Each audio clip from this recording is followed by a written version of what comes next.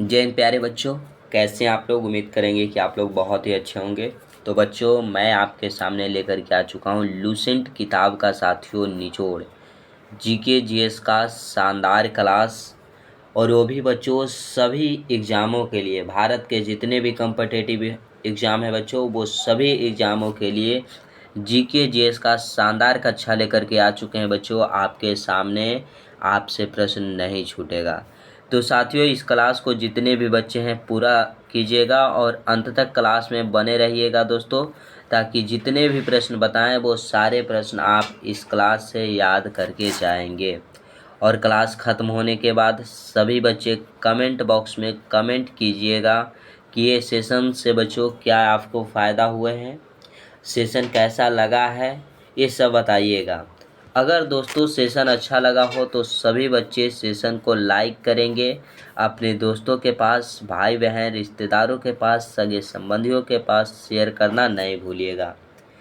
ज़्यादा से ज़्यादा बच्चों तक शेयर करेंगे बच्चों, और जिन बच्चों को अच्छा नहीं लगेगा वो डिसलाइक कर देंगे, ठीक है। चैनल को सभी बच्चे सब्सक्राइब कर लेंगे, सब्सक्राइब करना नहीं भूलिएगा दोस्तों। घंटी को दबाकर बेल आइकन को ऑल पे सेट कर लीजिएगा, ताकि डेली के क्लास का नोटिफिकेशन आपको मिले और आप क्लास अटेंड सही समय से कर सकते हैं और बेहतरीन ढंग से तैयारी कर सकते हैं बच्चों। पीडीएफ चाहिए मेरे दोस्त, तो टेलीग्राम का लिंक जो है वो डिस्क्रिप्शन में दिया गया है। सभी बच्चे टेलीग्राम से ज़रूर जुड़िएगा, क्योंकि वहाँ पे बच्चों पीडीएफ प्रोवाइड कराया जाता है, आप पीडीएफ को रिवीजन कर सकते हैं। तो बच्चों स्टार्ट करेंगे इस सेशन के पहले प्रश्न से। बच्चे कहेंगे कि सर 13 नंबर प्रश्न है, तो इसके पिछले क्लास में बच्चों हमने 12 नंबर प्रश्न तक कराया है। 13 से स्टार्ट करते हैं दोस्तों। पहला प्रश्न देखिएगा, पृथ्वी के वायुमंडल में किन दो गैसों का प्रतिशत सबसे अधिक है। पृथ्वी के बच्चों वो जो वायुमंडल है वहाँ पे कौन सा दो गैस है जिसका प्रतिशत सबसे अधिक है। नाइट्रोजन, हाइड्रोजन, नाइट्रोजन और ऑक्सीजन, ऑक्सीजन और कार्बन मोनोऑक्साइड, कार्बन डाइऑक्साइड और नाइट्रोजन। तो बच्चों बताइएगा किसका मात्रा सबसे अधिक है। तो मेरे दोस्त, नाइट्रोजन और ऑक्सीजन की जो मात्रा है वो वायुमंडल में सबसे अधिक है। बोलिएगा कि सर नाइट्रोजन की मात्रा कितनी है। तो नाइट्रोजन की जो मात्रा है बच्चों वायुमंडल में 78% है। कितना है दोस्त? 78%। ऑक्सीजन की अगर मात्रा पूछा जाए तो 21% है। कार्बन डाइऑक्साइड की मात्रा पूछ दिया जाए बच्चों तो 0.03% हो जाएगा। तो क्या बच्चों प्रतिशत से क्वेश्चन आ जाएगा कि वायुमंडल में नाइट्रोजन की मात्रा कितनी है, तो आप नहीं बताइएगा कि 78%, ऑक्सीजन की 21% और कार्बन डाइऑक्साइड की 0.03%। ऑप्शन बी को लॉक कीजिएगा। अगले प्रश्न पे चलेंगे।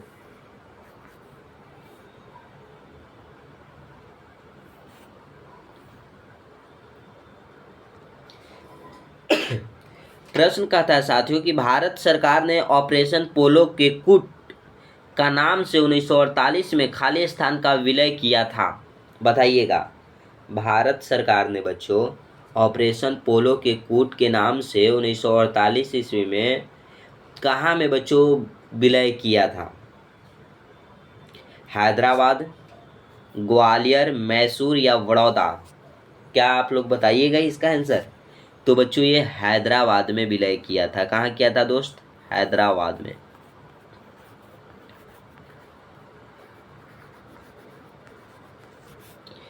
कहाँ है दोस्त? हैदराबाद में। ऑप्शन ए को सभी बच्चे लॉक कर लीजिएगा।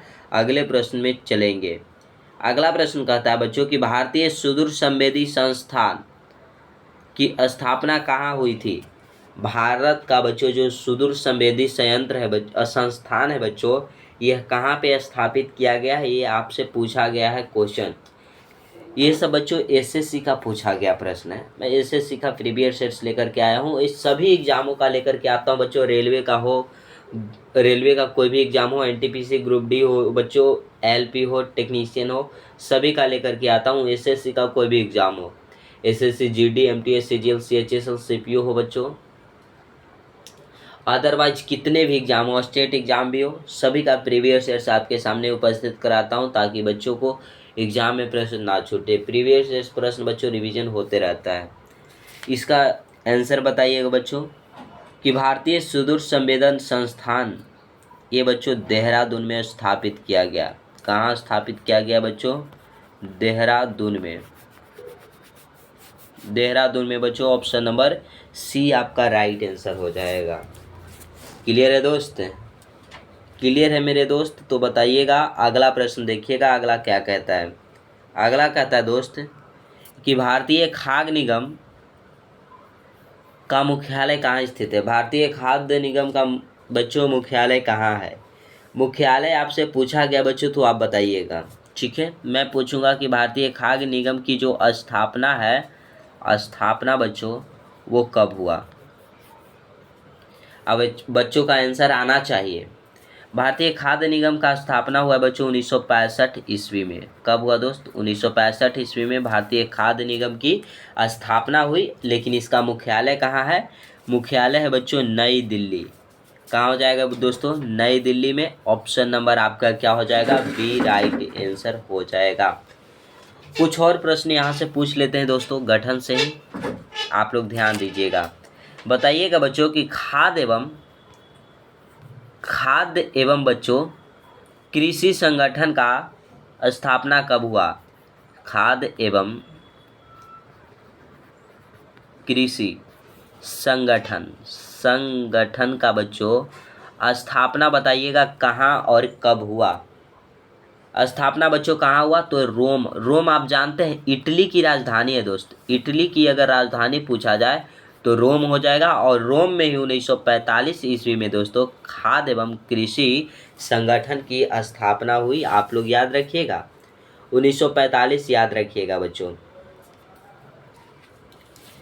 पूछा जाएगा क्वेश्चन बच्चों कि कृषि लागत एवं मूल्य आयोग कब बनाया गया? बताइएगा। कृषि लागत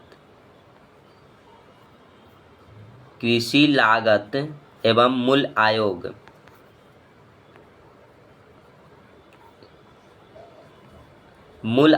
ये कब बनाया गया दोस्तों? ये बताइएगा ये कब बनाया गया? तो ये भी बच्चों 1965 ईस्वी में ही बनाया गया। 1965 ईस्वी में ही भारतीय खाद्य निगम का गठन हुआ था, यानी स्थापना हुआ था। तो दोस्तों क्लियर है? ऑप्शन नंबर आपका बी राइट था, नई दिल्ली। नई दिल्ली क्लियर है? ऑप्शन बी को सभी बच्चे लॉक कर लीजिएगा और नोट डाउन करते चलिएगा बच्चों। कॉपी और पेन लेकर के बैठिएगा ताकि बच्चे से प्रश्न छूटे ना। सभी बच्चे जो प्रश्न नहीं आता है उसे लिखते चलेंगे। अगला प्रश्न, चुटका परमाणु ऊर्जा संयंत्र निम्नलिखित में से किस राज्य में स्थित है? चुटका ऊर्जा परमाणु संयंत्र बच्चों किस राज्य में स्थित है? हरियाणा, गुजरात, मध्य प्रदेश, राजस्थान।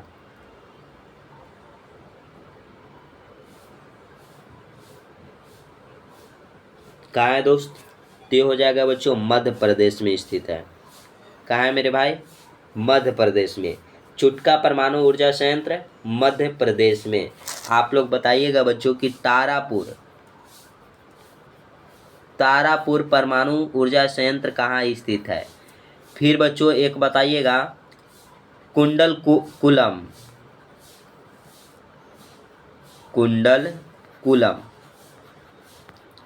बच्चों कुंडलकुलम परमाणु ऊर्जा संयंत्र यह किस राज्य में है?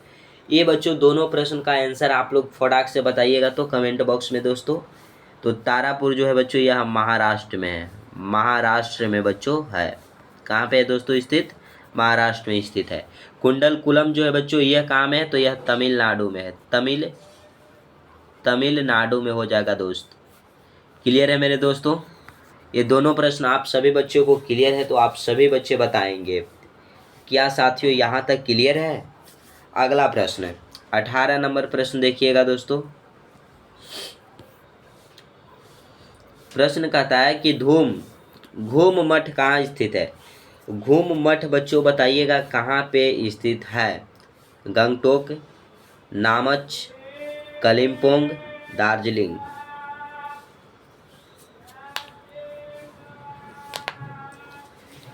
तो बच्चों इसका सही आंसर जो हो जाएगा वो हो जाएगा दार्जिलिंग। दार्जिलिंग में ही बच्चों घूम मठ जो है वो स्थित है। कहाँ हो जाएगा बच्चों? दार्जिलिंग हो जाएगा।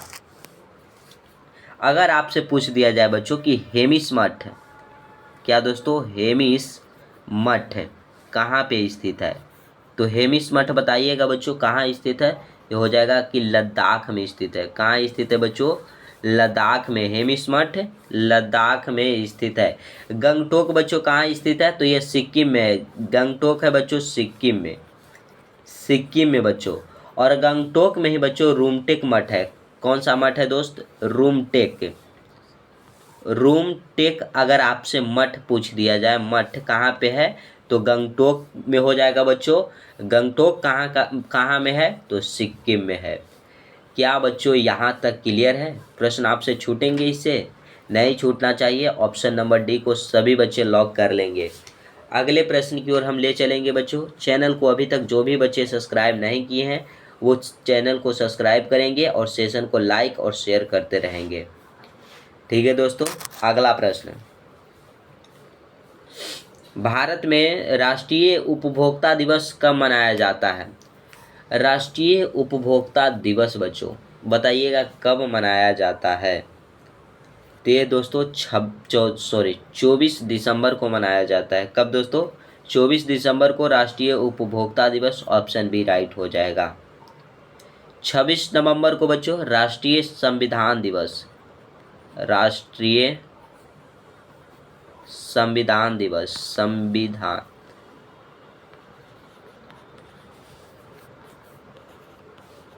क्योंकि बच्चों जो हमारा संविधान जो है वह बनकर तैयार जो हुआ था बच्चों संविधान, वह 26 नवंबर 1949 को तैयार हुआ था। अगर लागू की बात किया जाए बच्चों कि लागू कब हुआ था, तो लागू हुआ था बच्चों 26 जनवरी 1950 ईस्वी को हमारा संविधान लागू हुआ था। संविधान को बनने में जो समय लगा था बच्चों, समय लगा था वो कितना लगा था, तो 2 वर्ष बच्चों, 11 माह और दोस्तों 18 दिन लगा था। 2 वर्ष 11 माह 18 दिन। इसमें खर्च कितना पड़ा था दोस्त, अगर खर्च की बात कर दिया जाए, खर्च तो लगभग 64 लाख रुपया लगा था बच्चों। इसे तैयार करने में 64 लाख रुपया लगा था। क्या दोस्तों यहाँ तक क्लियर है। संविधान से भी प्रश्न आए तो आप बता सकते हैं। क्लियर है दोस्त, बताइएगा। नोट डाउन सभी बच्चे कीजिएगा, मिटाते हैं। जो उपभोक्ता है बच्चों, उपभोक्ता संरक्षण अधिनियम कब आया था। उपभोक्ता संरक्षण बच्चों, संरक्षण अधिनियम, अधिनियम ये कब आया था दोस्त, सभी बच्चे बताइएगा। तो ये आया था दोस्तों 1986 ईस्वी में। उपभोक्ता संरक्षण अधिनियम जो आया था 1986 ईस्वी में। उपभोक्ता दिवस बच्चों 24 दिसंबर को। अगर बच्चे हम पूछ दे आपसे कि 30 जनवरी को कौन सा दिवस मनाया जाता है, बच्चे बताइएगा। तो 30 जनवरी को मेरे दोस्त शहीद दिवस के रूप में मनाया जाता है। और शहीद दिवस क्यों मनाया जाता है बच्चों, क्योंकि 30 जनवरी 1948 ईस्वी में महात्मा गांधी की मृत्यु हुई थी, हत्या की गई थी बच्चों नाथूराम गोडसे के द्वारा। इसीलिए 30 जनवरी को शहीद दिवस के रूप में मनाया जाता है। ठीक है, ऑप्शन नंबर बी को सभी बच्चे लॉक करेंगे। अगले प्रश्न की ओर चलेंगे दोस्तों। अगला प्रश्न ध्यान दीजिएगा। प्रश्न है बच्चों, an inquiry into the nature पुस्तक किनके लिखी है। Benjamin Franklin, Charles Darwin, Rabindranath Tagore, Adam Smith. बताइएगा बच्चों ये किनकी रचना है। ये बच्चों रविंद्रनाथ टैगोर जी जो दिख रहे हैं, इनका रचना है गीतांजलि। क्या है दोस्तों, गीतांजलि। और गीतांजलि के लिए ही दोस्तों इनको नोबेल प्राइज मिला है। क्या मिला है बच्चों, नोबेल प्राइज।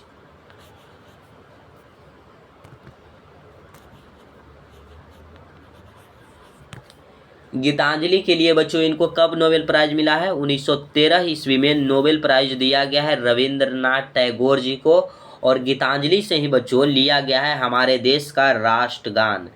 पूछा जाएगा आपसे कि राष्ट्रगान किससे लिया गया है? तो ये बच्चों गीतांजलि से लिया गया है। राष्ट्रगान क्या होता है? तो जन गण मन बच्चों, जन गण मन, जन गण मन अधिनायक की जय है। ये राष्ट्रगान किसने लिखा बच्चों? तो रविंद्रनाथ टैगोर ने लिखे। इसे गाने में समय कितना लगता है? तो 52 सेकंड का समय लगता है दोस्तों, ये याद रखिएगा सभी बच्चे। क्लियर है दोस्त? क्लियर है? अब आइए प्रश्न की ओर। An inquiry into the nature पुस्तक किसने लिखी? तो लिखने वाले व्यक्ति हैं बच्चों एडम स्मिथ। कौन लिखे हैं? Adam Smith. इनका एक और लेखन है बच्चों, इनका एक और प्रसिद्ध बुक है द वेल्थ ऑफ नेशन। क्या बच्चों? The wealth of nation. The wealth of nation किसकी रचना है बच्चों? तो एडम स्मिथ का हो जाएगा। ऑप्शन डी को सभी बच्चे लॉक कर लीजिएगा। क्लियर है दोस्त? अगले प्रश्न पे चलेंगे। अगला ध्यान दीजिए सभी बच्चे। पुस्तक है बच्चों a brief history of time, किसके द्वारा लिखी गई थी? A brief history of time जो है बच्चों, यह किनके द्वारा लिखी गई है? तो ये बच्चों स्टीफन हॉकिंग के द्वारा लिखी गई है। इसका प्रकाशन कब हुआ बच्चों? प्रकाशन कब हुआ है इसका? प्रकाशन यानी कि ये रचना कब की गई बच्चों? तो रचना की गई है 1988 ईस्वी में। क्या मेरे भाई क्लियर है? क्लियर है दोस्तों? आप सभी बच्चे बताइएगा। क्लियर है मेरे भाई? ऑप्शन डी को सभी बच्चे लॉक कर लीजिएगा। अगले प्रश्न पे चलेंगे। अगला प्रश्न ध्यान दीजिए दोस्तों। प्रश्न कहता है कि एक कप्तान के रूप में टेस्ट मैच की पारी में सर्वाधिक 150 से अधिक रन का रिकॉर्ड किसके पास है? बताइएगा बच्चों, एक कप्तान की रूप में टेस्ट मैच की पारी में सर्वाधिक 150 से अधिक रन का रिकॉर्ड किसका है? कौन सा कप्तान है बच्चों जो टेस्ट मैच में 150 रन से भी अधिक कई बार बना चुके हैं रन? तो ये बनाने वाले कोई और नहीं बच्चों, हमारे देश का ही है विराट कोहली। कौन है दोस्त? विराट कोहली, जो कि टेस्ट मैच में सबसे अधिक शतक लगाने वाले भी हैं, तो विराट कोहली हैं। सबसे अधिक 150 प्लस रन मारने वाले बच्चों विराट कोहली हैं। ठीक है, और विराट कोहली बच्चों 2025 आईपीएल विजेता भी हैं। आईपीएल विजेता विराट कोहली का टीम बच्चों आरसीबी। क्लियर है दोस्त? जिसका कैप्टन थे, आरसीबी के कैप्टन थे रजत पाटीदार।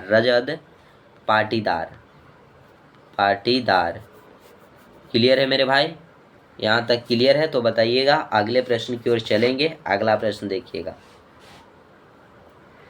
प्रश्न कहता है बच्चों, किस ओलंपिक खेलों में कर्णम मल्लेश्वरी ओलंपिक पदक जीतने वाली भारत की पहली महिला बनी? कहा जा रहा है कि कौन से ओलंपिक खेल है बच्चों जिसमें कर्णम मल्लेश्वरी जो है ओलंपिक पदक जीतने वाली भारत की प्रथम महिला बनी है? तो ये बच्चों सिडनी 2000 ओलंपिक खेलों में बच्चों पदक जीतने वाली भारत की पहली महिला बनी है। ऑप्शन नंबर डी को आप लोग लॉक कीजिएगा। अब कर्णम मल्लेश्वरी के बारे में जानते हैं बच्चों। कर्णम मल्लेश्वरी, इनको बच्चों मिला है राजीव गांधी खेल रत्न पुरस्कार। राजीव गांधी खेल रत्न पुरस्कार बच्चों, खेल रत्न पुरस्कार। अब बोलिएगा कि सर राजीव गांधी खेल रत्न पुरस्कार कौन सा है सर? तो ये देखिएगा दोस्तों, ये मिला है 1999 ईस्वी में इनको, और इसका नाम बदल करके बच्चों राजीव गांधी खेल रत्न पुरस्कार है, इसका नाम बदल करके कर दिया गया है मेजर ध्यानचंद्र खेल रत्न पुरस्कार। मेजर ध्यानचंद्र, ये मोदी जी के द्वारा बच्चों इसका नाम बदल कर दिया गया है मेजर ध्यानचंद्र खेल रत्न पुरस्कार। खेल रत्न पुरस्कार कर दिया गया है। ठीक है, ये याद रखिएगा बच्चों। मेजर ध्यानचंद्र जो कि हॉकी के खिलाड़ी थे, हॉकी का इनको जादूगर कहा जाता है बच्चों। ठीक है, ऑप्शन डी को लॉक कीजिएगा। और चलेंगे बच्चों आज का इस सेशन का आखिरी प्रश्न। आखिरी प्रश्न कहता है दोस्तों कि निम्नलिखित में से कौन सा युग्म सही सुमेलित नहीं है। कौन सा युग्म जो है बच्चों यह सही सुमेलित नहीं है। अरुण जेटली क्रिकेट स्टेडियम बेंगलुरु, क्या बच्चों ये सही है, आप बताइएगा। Bharat Ratna Atal Bihari Vajpayee cricket stadium Lucknow, Narendra Modi cricket stadium Ahmedabad, Eden gold Kolkata, ये बच्चों कौन सुमेलित नहीं है आपसे पूछा गया। तो बच्चों ये सही है, ये भी सही, ये भी सही है। अरुण जेटली जो क्रिकेट स्टेडियम है बच्चों यह बेंगलुरु में नहीं है। कहाँ में है दोस्त, तो यह दिल्ली में है दोस्तों, दिल्ली में है। तो ऑप्शन नंबर ए आपका क्या हो जाएगा, राइट आंसर हो जाएगा। ये जो है वो सुमेलित नहीं है। अरुण जेटली क्रिकेट स्टेडियम कहाँ में है, दिल्ली में है दोस्तों। और आज का सेशन का प्रश्न समाप्त हो गए। अब बच्चों समाप्त हो गए हैं। सभी बच्चे कमेंट बॉक्स में बताइए तो फटाफट से बच्चे कि ये सेशन आपको कैसा लगा। ये सेशन आपको कैसा लगा बच्चों। सेशन अच्छा लगा हो जिन बच्चों को वो लाइक करेंगे, और जो भी बच्चे को अच्छा नहीं लगा हो वो डिसलाइक करेंगे। अपने दोस्तों के पास, भाई बहन, रिश्तेदारों के पास, सगे संबंधियों के पास शेयर करना नहीं भूलिएगा दोस्तों। चैनल को जो भी बच्चे सब्सक्राइब नहीं किए हैं वो चैनल को सब्सक्राइब कर देंगे। साथ ही साथ मेरे भाई घंटी को दबाकर बेल आइकन को ऑल पे सेट रखिएगा, ताकि जब भी क्लास लेकर के आए ना उसका नोटिफिकेशन मिले और आप सही समय से क्लास अटेंड कर सकेंगे। पीडीएफ चाहिए मेरे दोस्त, तो टेलीग्राम का लिंक जो है वो डिस्क्रिप्शन में दिया गया है। सभी बच्चे टेलीग्राम से ज़रूर जुड़िएगा। कुछ बच्चे जुड़ रहे हैं, डेली जुड़ते हैं, आप लोग भी जुड़िए और टेलीग्राम का एक हिस्सा बनिए बच्चों, जहाँ पे पढ़ाई का बेहतरीन ढंग से आपको शेड्यूल मिलेगा। आप पढ़िए उस शेड्यूल के माध्यम से। तो आज यहीं तक रखेंगे साथियों। जय हिंद मेरे प्यारे शेर शेरनियों।